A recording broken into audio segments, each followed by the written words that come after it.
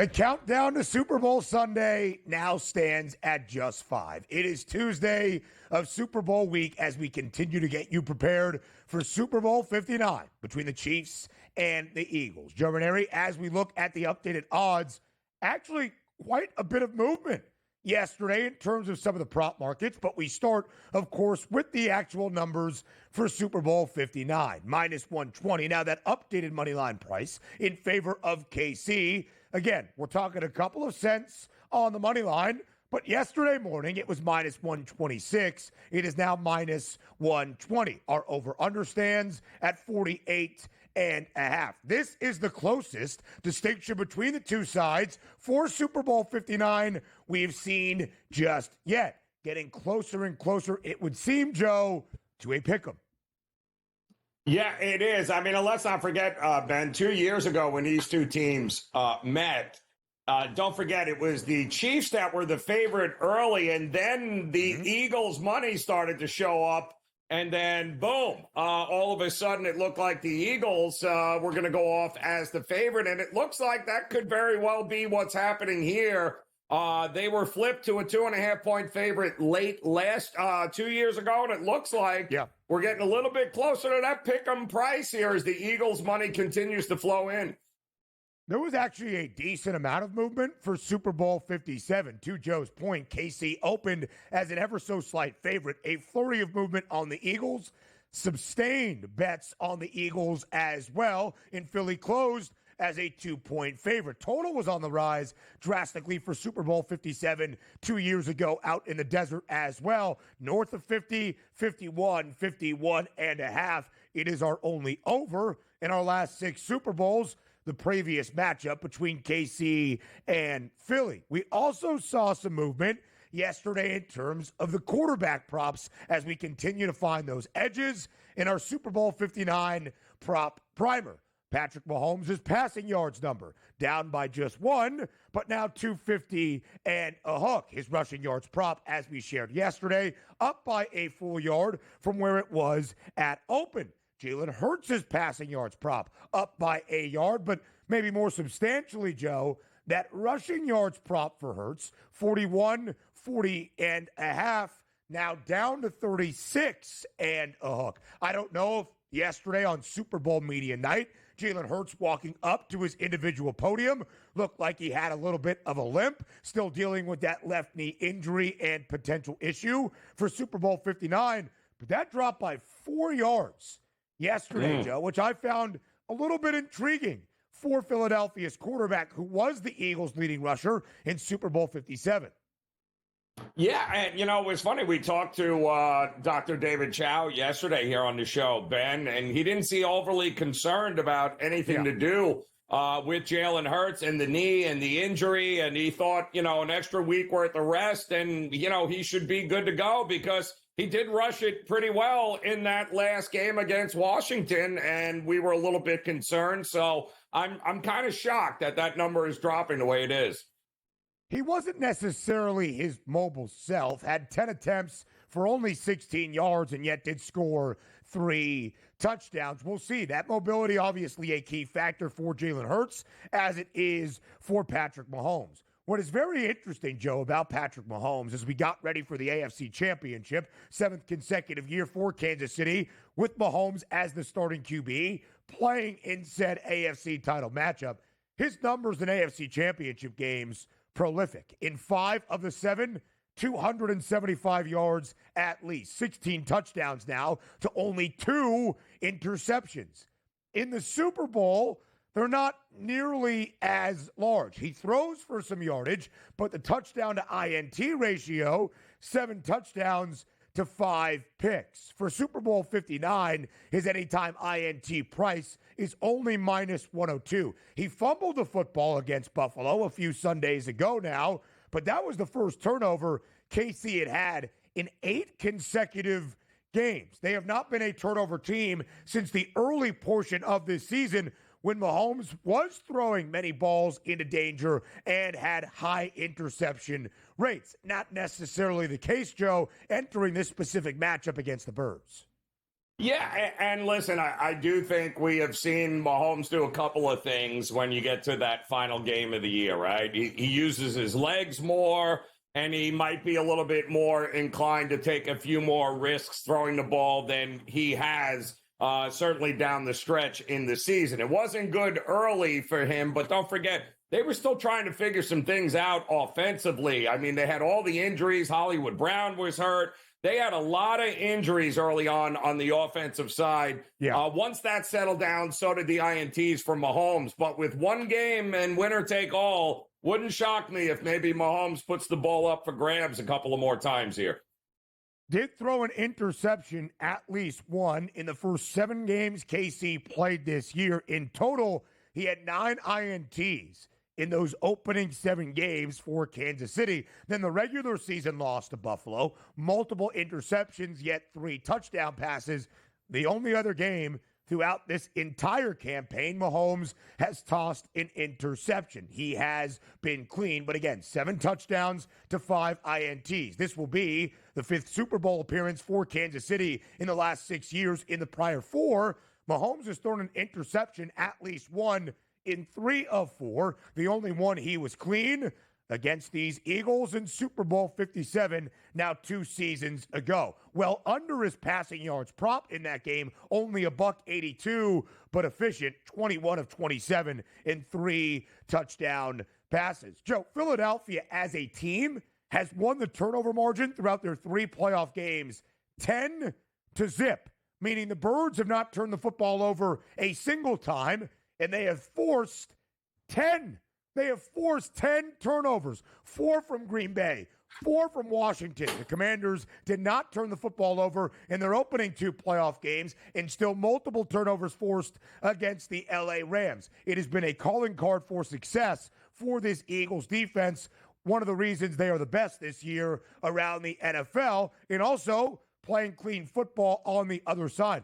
Look at Jalen Hurts' anytime interception price. Often for every NFL game, quarterbacks are near even money, even into minus money. Those are the best of the best. That's a plus 130 price. Basically, the odds makers on FanDuel telling you it's rather unlikely that Jalen Hurts puts the ball up in harm's way against this Chiefs defense.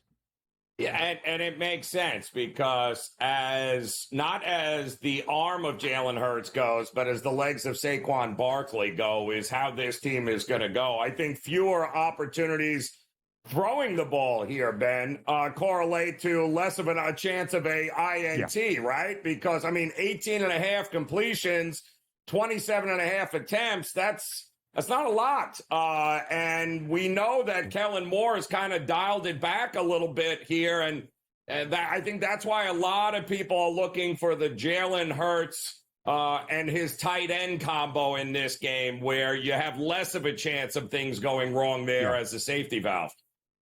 Of course, Jalen Hurts did not throw for more than 131 yards in the first 2 playoff games for Philadelphia, shaking off some rust. He, of course, exited early in Week 16 in concussion protocol. And then there was the issue with the left knee injury entering that NFC Championship game against the Commanders. His prop was only 180 and a hook at close. He skied over that, 20 of 28 for 246 yards and 2 touchdowns.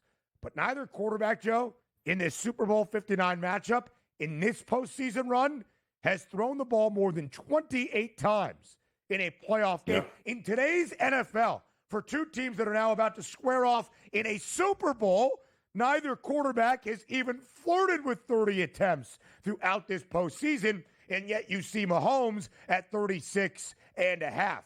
His high, 26 against Buffalo, 25 in the opening playoff win in that divisional round victory against the Texans. Now let's focus on establishing the run. We do that next on TEL. It might sound cliche, but if defense wins championships, then making sure you play complementary football on the other offensive side of the football is key as well. That means running the dang ball. We'll see who does that with more effectiveness in Super Bowl 59. Because, Joe, there is no doubt that Saquon Barkley is the star, the best running back in the National Football League, having a historic and record-setting season, which begs the question, How can Kansas City keep up, and what will the game plan be offensively for KC in terms of trying to establish that run? It has not been a dominant part of their attack this season, and kind of two changing guys anchoring that backfield now for KC. Kareem Hunt, the lead back. He has been KC's leading rusher in each of their first two playoff victories. 17 carries, by the way, for 64 yards and a score in the AFC Championship game against Buffalo. But in Super Bowl 57, it seemed like a very promising future for the rookie out of Rutgers, the seventh-round pick, Isaiah Pacheco. 15 carries, 76 yards, scoring a TD against Philadelphia. But you can see the numbers there. Whether it's Hunt, Joe, or Pacheco, how important is it for the Chiefs to establish some sort of a run game against this stellar Birds defense? Yeah, well, they're going to have to do it either by, and unfortunately for Pacheco, he's not even close to 100%. Right. I think he's a shell of what he normally should be. In fact, he's really the second choice out of the backfield to Kareem Hunt. But I think they have to pick their spots. Because I do think the reason that Patrick Mahomes' attempts number is so high, Ben, is because I do think the very short, quick passing game is also going to be their running game in a lot of aspects here. But I think when they're in Philadelphia territory, I believe they are going to have to be able to run the ball. They're going to need Kareem Hunt and Pacheco and that combination to be effective inside the Philadelphia 40, where they got to move the chains, get a little bit closer, and open some things up for them there. It's not going to be the end-all, be-all like it may be with Philadelphia as far as the running game goes, but they are going to need to pick their spots, and they're going to need to be effective moving the chains inside of Philadelphia territory. If they do that, they might only have 50 yards, but that's all that really matters at that point. Yes, I would agree, Joe. That's an important component of it. Are we asking Kareem Hunt and Isaiah Pacheco to combine for $150 and rival Saquon's numbers on the other side? No. Do you still need to have a running component against this Birds defense? Absolutely. I don't think Matt Nagy or Andy Reid or Patrick Mahomes at this moment would tell you, hey, our recipe for success of making history, winning a third consecutive Super Bowl championship, and hoisting yet another Lombardi trophy on Sunday night in NOLA is for Mahomes to throw it 41 times and sky over that pass attempts prop of 36.5. It would be quite the opposite. But, Joe, I think you could argue in a sort that's kind of what plagued the Commanders against the Eagles. Of course, Washington was basically trailing the entirety of the game after their opening offensive possession when Saquon Barkley broke off a 60-yard touchdown run on the ensuing offensive play for Philadelphia. But Jaden Daniels, as he often has done this year, was the Commanders' leading rusher. 6 carries, 48 yards, finding pay dirt as well. The two running backs, Brian Robinson Jr., who was actually great against Detroit in the divisional round, and Austin Eckler combined for 19 carries for only 51 yards, just 2.7 yards per pop. The Chiefs need to be more effective than that, it would seem. Yes, they are absolutely going to need to be a little bit more effective there on both sides. They're going to... To me, the Chiefs and Patrick Mahomes' ability to get there, move the chains, utilize, it can't have 3rd and 8 all the time, Ben, right? So that I think the first and second downs are going to be huge for Mahomes and Kansas City. Get themselves into manageable 3rd downs. And quite honestly, when everyone's looking for a pass, utilize that running game in order to be able to move those chains. You just can't get back there 3rd and 8, 3rd and 9. That's what they have to avoid at all costs against this defense of Philadelphia. You know what is going to be, I think, a fascinating prop, Joe, is when you look at just Kansas City's number as a team. I'm trying to hunt down KC's rushing attempts prop. I can't seem to find it right now because that would be key to me. But when you look at just Kansas City as a whole at this moment and what they would need on the ground, their total rushing yards number for the Chiefs to have 100 plus, minus 210, 125 plus 115. That's not a large number. As a team, to have 125 rushing yards, but you saw what the odds are anticipating for both Kareem Hunt and Isaiah Pacheco. Pacheco exactly 5 attempts in each of the 2 playoff games so far. Again, Hunt had 17 carries for 64 yards and a touchdown against the Bills in the AFC title game. Mahomes carried it 11 times in total for 43 yards in 2 scores. The Chiefs, it wasn't necessarily prolific, but 35 attempts in that AFC championship game against the Bills. Of course, though, Joe, when you talk about running the football in Super Bowl 59, now just 5 days out, a big focus on Saquon Barkley. Now, I don't know if he is going to get over this number, but, Joe, would you advise to many people who say, hey, that's just such a large expectation for one individual in the biggest game of the year against the KC front who has been dynamic all season long. Would you ever advise betting the under on Saquon Barkley's rushing yards number? I would fade Barkley altogether because that's where the value is. I would go unders on everything Barkley here. And for a number of reasons, Ben. Number one, if you and I know it, you don't think the Kansas City Chiefs defense and Spagnuolo know it. They have no interest in allowing him to take over this game in any way, shape, or form. Those numbers are going to be virtually impossible if Kansas City dedicates all their resources to making sure he doesn't get it. Joe Mixon had success on the ground against KC. James Cook, 13 carries for 85 yards in that AFC championship game. You would expect Saquon to keep pace. It's a very high expectation, however. Now to the pass catchers next. It is your Super Bowl 59 prop primer, live right here on this Tuesday on the early line on SportsGrid. It is Super Bowl week. We are now 5 days away. The countdown rolls on from Super Bowl Sunday in the Big Easy for the biggest game of every single NFL season, the Chiefs and the Eagles. We've talked the quarterback comparison. We have looked at establishing the run. Saquon Barkley versus the two-headed, I wouldn't call them a monster, but the 2 guys for Kansas City in the backfield. Now let's talk those wide receivers and, of course, a look at the tight ends in just a few as well. Joe, Jalen Hurts' passing yards prop is only 211 and a hook. You mentioned the completions number. It's 18.5. Philadelphia not expected to be overly prolific through the air, but I'm not so sure that's going to be the case. So as we look at their 2-star wideouts, you see them right there on your screen, A.J. Brown and Devontae Smith. How do you plan to break down the wide receiver numbers for the Birds entering Super Bowl Sunday? Well, a couple of things. Number one, we know a couple of years ago, don't forget, it wasn't like Spags changed his philosophy from a couple of years ago to this year.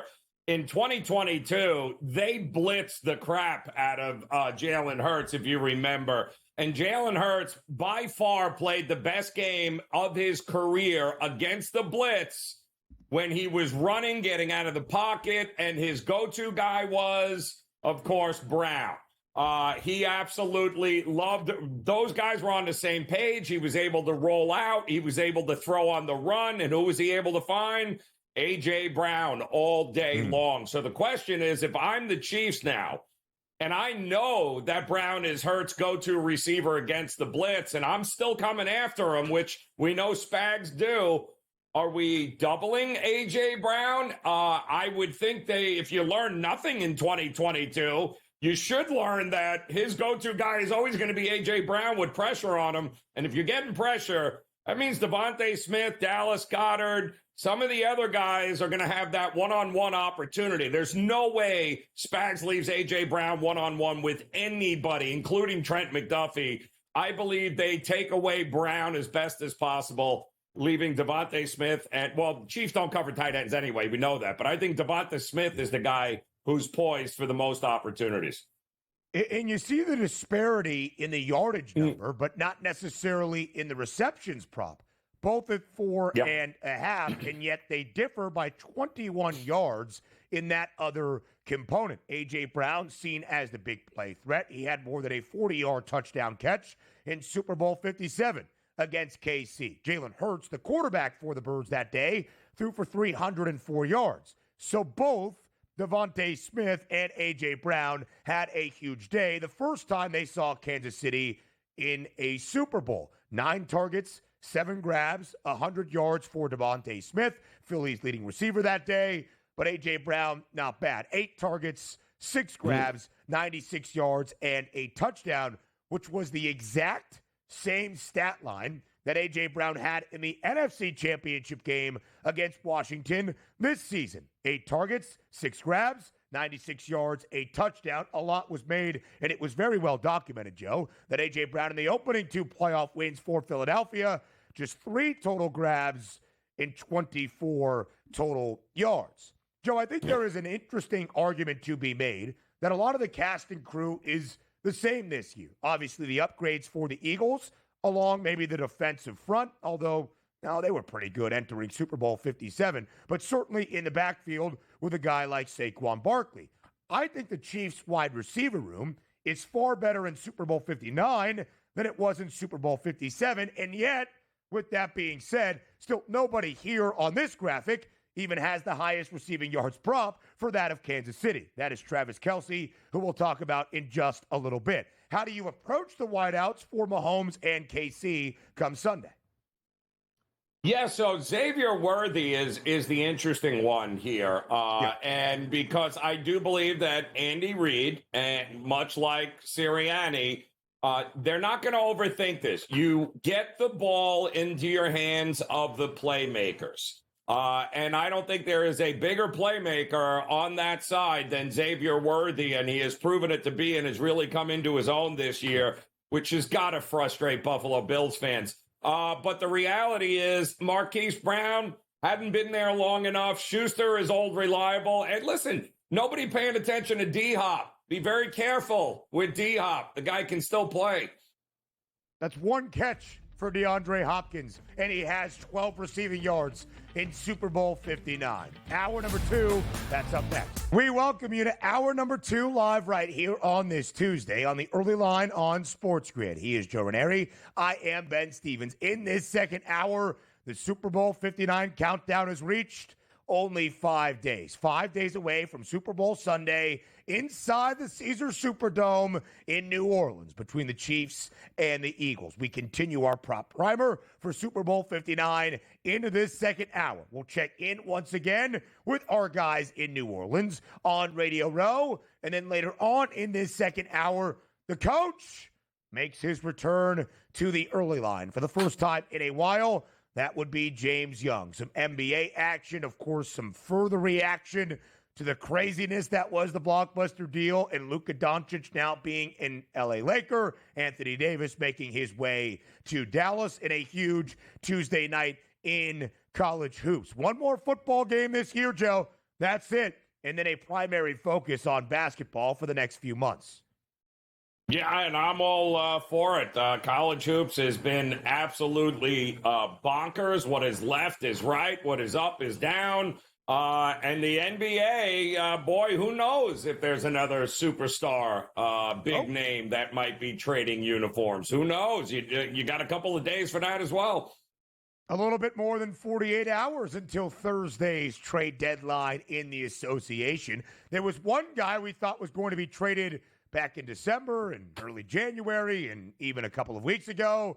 That would be Miami's Jimmy Butler, but we await what that possible trade package might look like. Let's go back to our prop primer for Super Bowl 59. We've talked quarterbacks, Patrick Mahomes versus Jalen Hurts, the backfields, and establishing the run being a key matchup in Super Bowl 59. The wideouts, of course, but when you talk pass catchers, especially for Kansas City on this dynastic run, you really start with Travis Kelce, one of the most prolific postseason performers we have ever seen in the history of the National Football League, and that includes specifically in the biggest game of each and every season. Kelce's props for Super Bowl 59, 6.5 receptions, 60.5 yards. To hit Pater, it's plus 125. In fact, it is the shortest number for anybody wearing a Chiefs uniform. Great work here by our stat man and our producer extraordinaire, Joe Frizo. 31 total receptions for Travis Kelce in the 4 Super Bowls he has played in. Second most in NFL history, only behind Jerry Rice, who has 33. 350 total receiving yards in the biggest game of a season. Fourth most in NFL history behind Jerry, Rob Gronkowski, and Lynn Swann. And the last time Kelce played the Birds, he was the Chiefs' leading receiver. 6 grabs on 6 targets for 81 receiving yards. Joe, what can we expect out of number 87 for Kansas City in that very prolific postseason connection with his quarterback Patrick Mahomes come Sunday evening? Well, because of that connection and because of that perception, Ben, the only way I would look at Travis Kelce is looking much like Saquon to fade his numbers. I'd be looking to go underneath because, again, we're talking about, and I think it's fair to say that this is, this is the best defense the Chiefs have faced. I mean, Buffalo's defense is not the Eagles. Houston, for as good as they were against maybe the run, they were awful against the pass, and we all knew it. And you know who else knew it? Travis Kelce and Kansas City, because he had a huge game there as well. So I don't believe Travis Kelce that the Eagles are going to allow him just to roam free. What I would look at him is that longest catch prop, Ben, which I believe is longest reception, 19 and a half yards. He has gone over 19 and a half yards in 10 of the 18 games this year that he has placed. Although everything else, he's averaging 10 yards fewer this season in the regular season than he has. These numbers are inflated because everybody wants Travis Kelce. Everyone thinks Travis Kelce is going to run amok because of the past experiences. I don't know about that, but I do think he's got at least a 20, 25-yard reception in him. That's where I'd be looking to bet him in this game. In the last 3 Super Bowl appearances for KC, Travis Kelce has been the leading receiver for the Chiefs. Last year, 9 grabs, 10 targets, 93 yards. Even in the Super Bowl loss in Super Bowl 55 to Tampa, 133 receiving yards for Travis Kelce. Joe, I do wonder if this number is inflated or if it is now accurate for that divisional round matchup against Houston. And we talked about his pantheon of Super Bowl numbers. That has been the case throughout the entirety of his playoff career for KC and just how prolific he has been. Divisional round matchup against Houston. What was my best bet during our pick 6 for that weekend from a yardage prop perspective? Travis Kelce over 51 and a half receiving yards. Of course, a number he cleared rather easily. 7 grabs, 117 yards, and a touchdown against the Texans. I thought last time around, now 2 Sundays ago, in the championship game against Buffalo, his number was far too inflated. Hey, this guy still has it, Travis Kelce, at the tender age of 35 years old. He is still Patrick Mahomes' top target. Number was 67 and a half against Buffalo. A 16-yard gap. Now, I wasn't going to bet the under. I wasn't running to the window to tell everybody, hey, fade Travis Kelce. But I wasn't going to pay the premium once again on Travis. Now I almost wonder if you are getting that equilibrium, the fair number on what can actually be expected. Because, Joe, I actually still believe that Travis Kelce, come this spot, will be Patrick Mahomes' top target. If not him, it is Xavier Worthy. In fact, Xavier Worthy has been the most targeted receiver for Kansas City throughout their 2 playoff games. Of course, Travis in that AFC title game against Buffalo,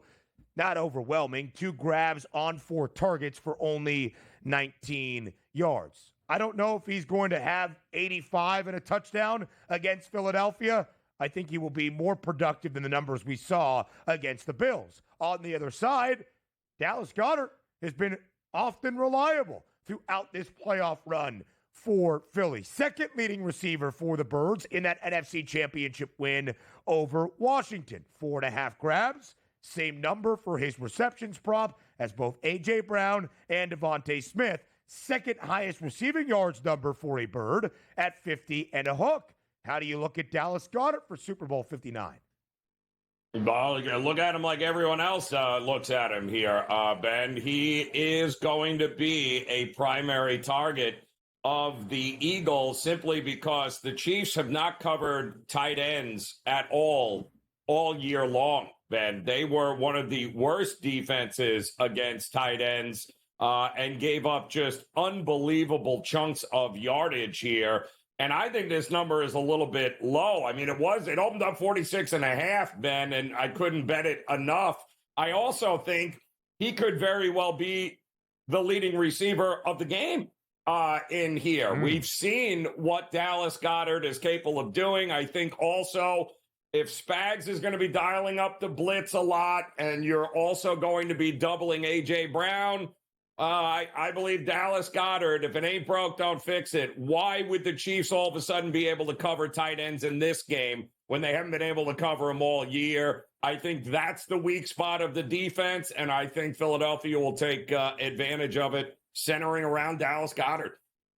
Even in the opening two games, when Jalen Hurts threw for 131 yards in the postseason against the Packers, only $128 in the win against the Rams, Dallas Goddard had at least 47 receiving yards in each of those games. He had 85 in the NFC Championship against Washington. He had 60 in the first Super Bowl matchup against KC. Of course, Jalen Hurts threw for over 300 yards that day, so everybody was skying over their props. A.J. Brown, Devontae Smith, and Dallas Goddard. We shall see for Super Bowl 59 and what the coverage plan is for KC. All three phases. Kicking props up next. Come on now. All three phases. You hear it each and every Sunday from NFL head coaches. We must be great on the offensive side, the defensive side of the football, but also in special teams. So when you are thinking of your Super Bowl 59 prop primer and what wagers you are going to bet in just 5 days, make sure you also approach the kicking and the punting props for the biggest game of each and every season. Could it dictate what we see in Super Bowl 59? Let us not forget the game-winning play of Super Bowl 57, the first two times these teams met, with only 6 seconds remaining on the clock. Harrison Butker, a gimme 27-yard field goal to win it for Kansas City. Harrison Butker has the higher of the two kicking points props for this upcoming Sunday, Joe, an over-under of 7.5. Jake Elliott, the Eagles kicker, 6.5 points, his prop for Super Bowl 59 against KC. Yeah, I think the kicking aspect is going to be extremely interesting here, just given the fact that Butker, of course, had surgery this year, right? So he had missed a little bit of time, hasn't necessarily, especially on the longer kicks, been his usual self. He's missed his last three 50-plus kicks. I think he was only 2-5 on the season, and yet we know Elliott from 50 or longer, 0 for 8. So will they have an opportunity even to get over that 47.5-yard long field goal, Ben, is a big question. And I don't know. I think these teams, instead of if they're at midfield, I think they would much rather go for it on fourth down. Both of these teams have been known to do that. I think if anybody's got a shot at going over 47.5, it would be Butker. But I'd be shocked, even indoors, if they attempt a lot of these over 47.5-yard opportunities. 2 for 5. Harrison Butker from 50-plus yards this year. In each of those two makes came in the opening 3 weeks of this season. Yes, injury has played a component in that decision-making and maybe performance for Harrison Butker throughout the season. In the postseason, a perfect 4 of 4 in terms of his field goal tries, but the longest, just 36 yards. Perfect 5 of 5 in his extra points as well. Has not been nearly that easy, Joe, for Jake Elliott, who missed at least one extra point in the opening 2 playoff wins for Philadelphia, including 2 in the game against the Rams, which made things a little bit shaky at the end of the fourth and final quarter. Did also miss from 50-plus yards in the NFC Championship against the Commanders. Was perfect, though, 7 of 7 from that extra point perspective. That 55, 56-yarder he missed in the NFC title game against Washington, the only playoff miss for Jake Elliott this postseason, 6 of 7 elsewhere. I find it hard to believe we will not see a field goal of at least 48 yards in this Super Bowl. But we have seen two aggressive head coaches understanding maybe some of the limitations of their field goal kickers this year. Joe, that could be very, very important, not just for these special teams specials, but also for the total. If instead of electing to try a 51-yard field goal, despite nearly perfect kicking conditions inside Caesars Superdome in New Orleans, Andy Reid and or Nick Sirianni say, hey, it's 4th and 4, let's go for this on the plus side of the field. We don't really believe that Jake Elliott and or Harrison Butker can deliver from 50-plus yards as consistently and predictably as we once hoped. Then that could be huge. If they convert said 4th down, they then can add up more points. If there is a turnover on downs, that's a defensive struggle, and this game stays under, which leads us to the total punts in this matchup, an over-under of 6.5. These two teams, Joe, have not punted often throughout this postseason. Will we see 7 punts combined come Sunday evening in New Orleans? Yeah, that's a good question. If you're looking at an under, you're probably going, can I get over the 6.5, please here? But I think that number is right where it's at, Ben, for a reason. I'd be shocked if we do get up and over. I think the defenses are going to have to stand tall because I think there's going to be plenty of opportunities on the 4th and shorts that they're going to go for it here instead of punting. Philadelphia only 2 punts in the NFC Championship game against the Washington Commanders, and we know that is a recipe, but that was also scoring 55 points. If this game is a battle of 2 of 5 defenses that have held oppositions to fewer than 20 points per game this year, of course, a field position game would be more expected, and we are going to see more punts. I'm not so sure that is the case, though, in this football game. Punting was a big key against the Commanders. If you could make Washington get off the field with how aggressive they were, that's a huge win right then, right there for Philadelphia. We'll see, of course, if that is going to be the case against Kansas City. Just totaling the actual punts for KC in that AFC Championship game against Buffalo, only 2 in that second half as well. No punts in the opening half for Philly. No punts in the opening half for Kansas City in their conference championship game. So make sure you pay attention to those special teams specials to try to find some winning wagers come Super Bowl Sunday. I'm not sure I'm in love with any of those numbers, Joe. 55-plus yard field goal at plus 470 should be enticing. Let us not forget, this game's not outside in the cold at the Link or in Arrowhead, where these two teams have played the entirety of their playoff matchup so far this season. It is within a dome in New Orleans. You would think that is perfect kicking condition. We'll see if it reflects in the game plan and philosophy for Andy Reid and Nick Sirianni. It feels like, Ben, if that's going to happen, it's going to be with 3 seconds left before the half, and why not? You know what I mean? That's what that feels like that attempt may come. And we know, right? Everybody has been trying to find a blueprint to beat Kansas City and Patrick Mahomes. You often want to do that being ultra aggressive in blowing them out so there is 0 shot. Welcome to hour number 3, our third and final live right here on this Tuesday morning on the early line on SportsGrid. He is Joe Ranieri. I am Ben Stevens. A lot to dive into here in hour number 3. We will continue to handicap the hardwood. A lot of action in the NBA on this Tuesday evening. Some college basketball breakdowns as well. John Rothstein joins the show later on in this third hour, I should say, to end out the show. And, of course, the countdown to Super Bowl 59, now just 5 days away. Joe, a lot to get to here in our third and final hour on the early line. I'm looking forward to it here, Ben. I love the college basketball slate here tonight, and I think there are some fadeable spots in the association tonight with some big-name teams. I like that. I do like that indeed. But, Joe, as we've been going up and down the checklist over the last 2 days or so in the lead up to Super Bowl 59, we've been comparing coaches, quarterbacks, skill position players, defense, all that will go into deciding the outcome and who hoists that Lombardi trophy high in the New Orleans sky on Sunday night. So we wanted to hear from the people as well. Which unit on what side of the football do you trust most for the biggest game of each and every NFL season? We do that now in Fade the Public.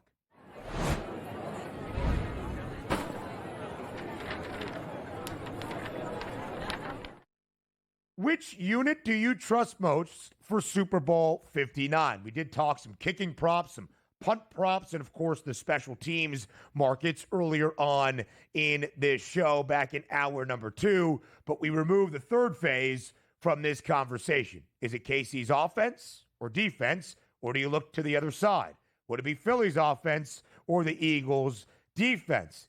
And what's interesting, Joe, despite the perceived hate for Kansas City, or maybe the lack of trust in Kansas City all year long, not being overwhelmingly impressive despite reaching a third consecutive Super Bowl, both of the Chiefs units have more votes in our Fade the Public poll than that on Philadelphia's side. The Chiefs offense barely winning the day, 30.1%. The Chiefs defense at 29%. Which way did you vote, Ranieri, in this Fade the Public poll?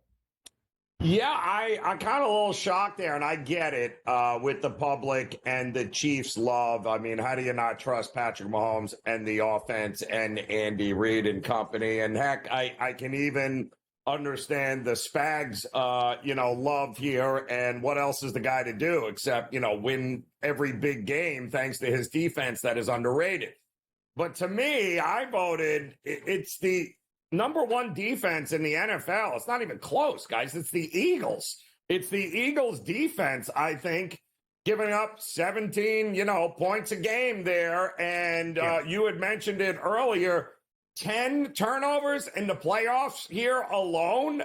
If there is any unit on the field here on both sides that I trust, it's the Eagles defense to show up and show out and possibly win a Super Bowl, Ben, because of the defense.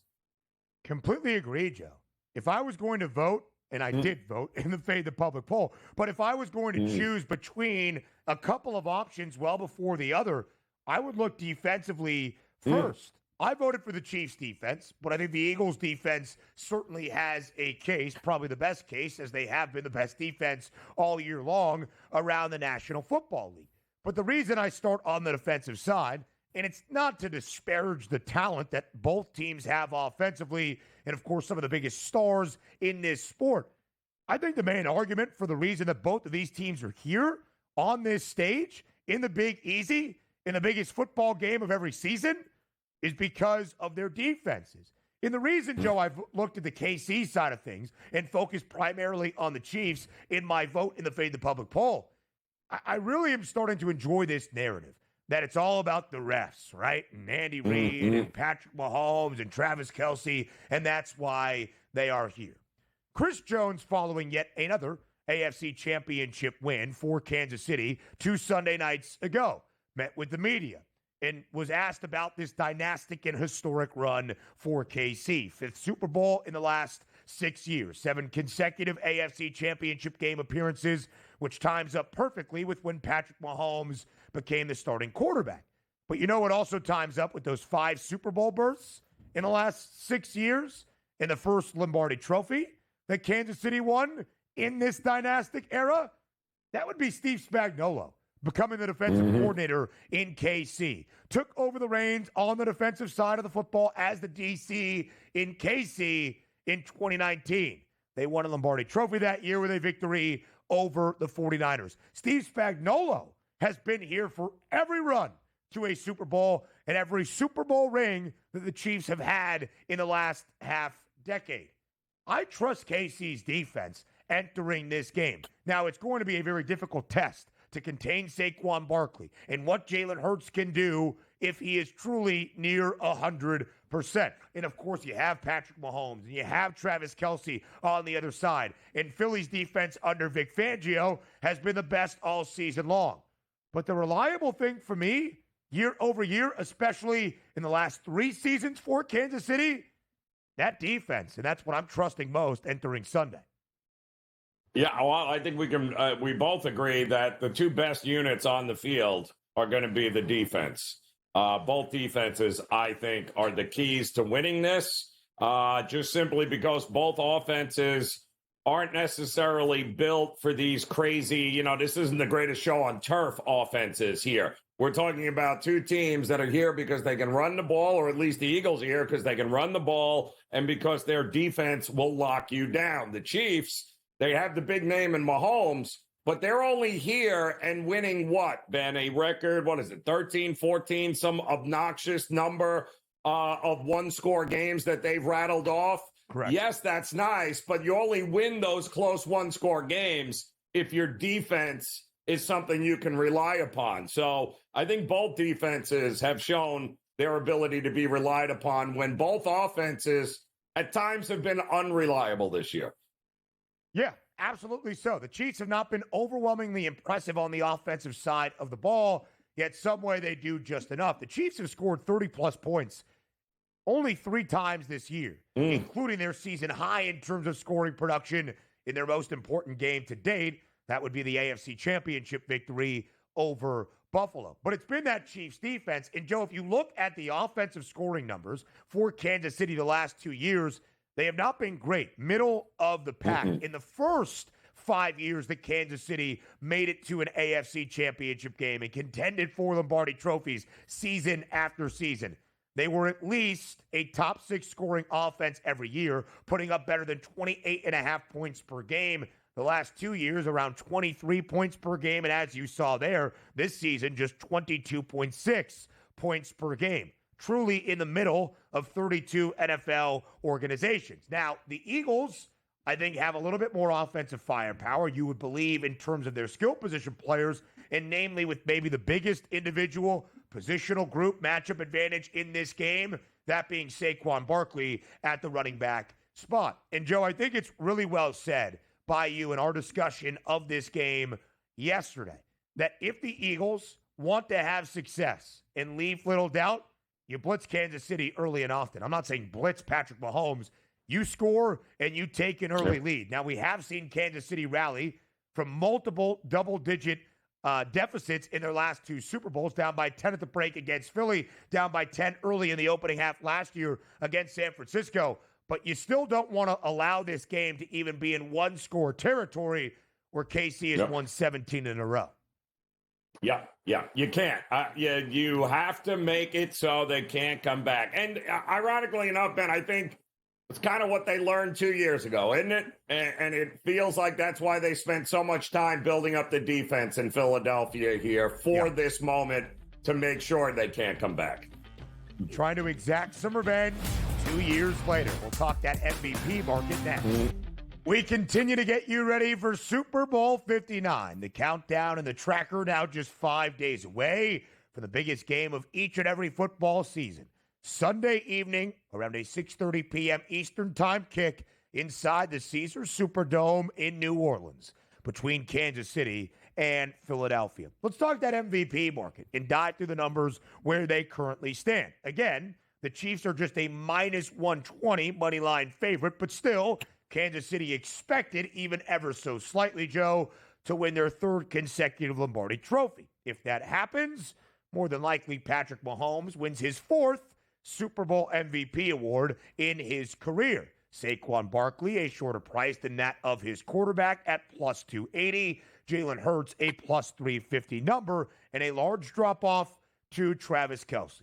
Joe, we can talk value in just a moment, but let's start with the top of the odds board and those 3 prices. Mahomes for KC, Barkley and Hurts for Philadelphia. I ask you a 2-part question.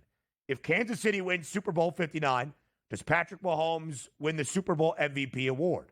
If Philadelphia wins Super Bowl 59, who do you think has the edge in terms of MVP consideration, Saquon or Jalen? Yeah, I think both are correlated, right? I think it goes without saying. Mahomes, if Kansas City is going to be successful with the lack of the running game, it's going to be based upon Patrick Mahomes throwing the ball, which puts him in the driver's seat for the MVP, right?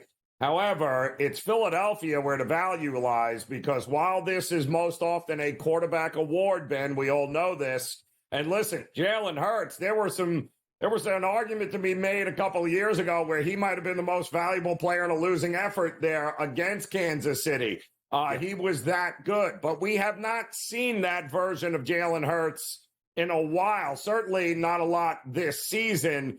I think Philadelphia, it's all about Saquon. Can Barkley get it done on the ground or catching the ball out of the backfield, which I also think is not talked about enough, his ability in his hands in the passing game.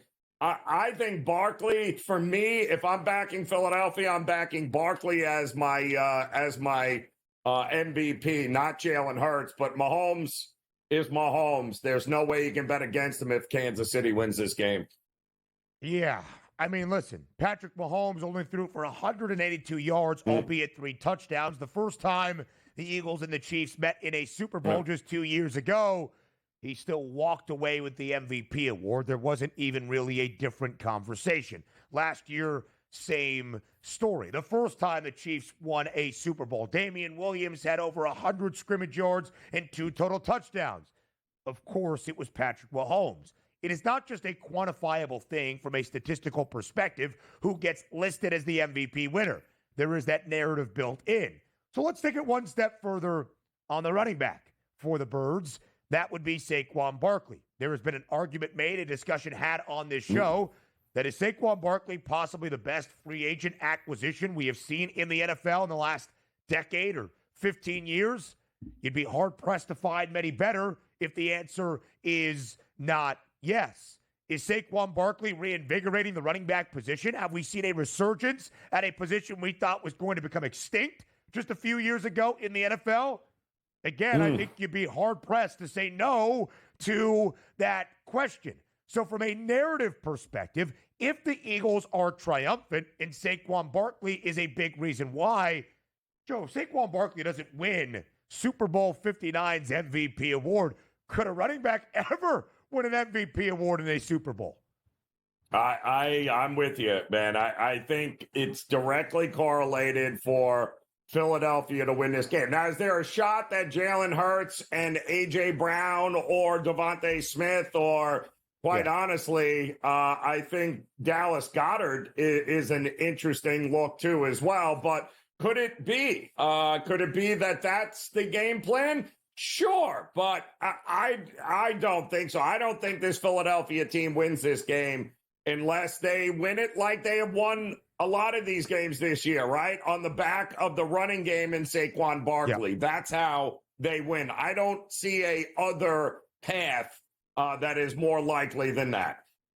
Yeah, and I think that's so well said, Joe, because you're going to see a lot bigger numbers after that top 3. In fact, you have to add on $14.5 to even get to Travis Kelce at an 18-1 price and various other distinctions as you go even through the top 10. So maybe somebody said, well, you guys were just talking about how you trust the defenses more. How about Chris Jones for Kansas City at 65-1?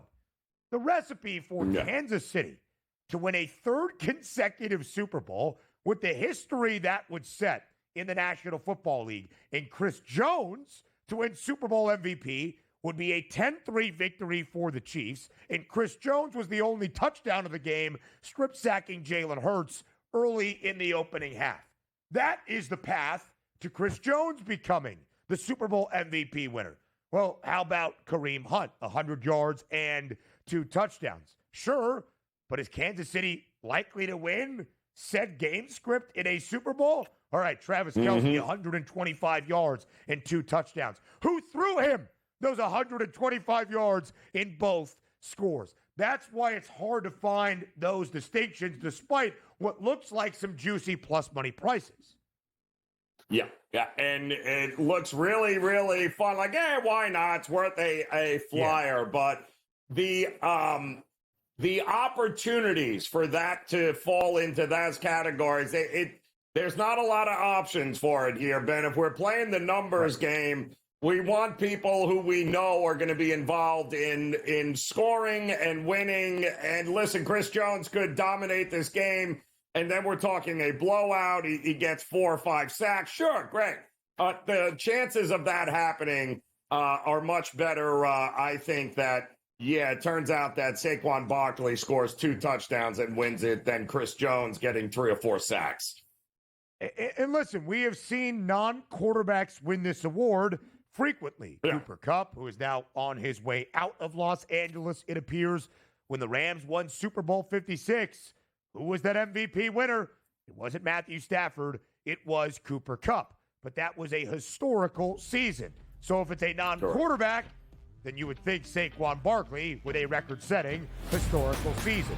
More on the Super Bowl next. So not just the Super Bowl MVP odds for Super Bowl 59 in 5 days, but a couple of MVP specials markets that are basically match bets in a few varieties. Either quarterback to win the award at minus 185. Don't love that number, Joe, because if you want to bet on that to be the case, and the most likely, just bet Patrick Mahomes at plus 110 if you believe the Chiefs are the right side. Again, I think if the Eagles win this game in the way that Philadelphia has won most football games this year, Saquon Barkley, based on the narrative, the storyline, what he has meant to this franchise in his first year in Philadelphia, what he has meant to the entirety of his position in the National Football League, he is winning that award.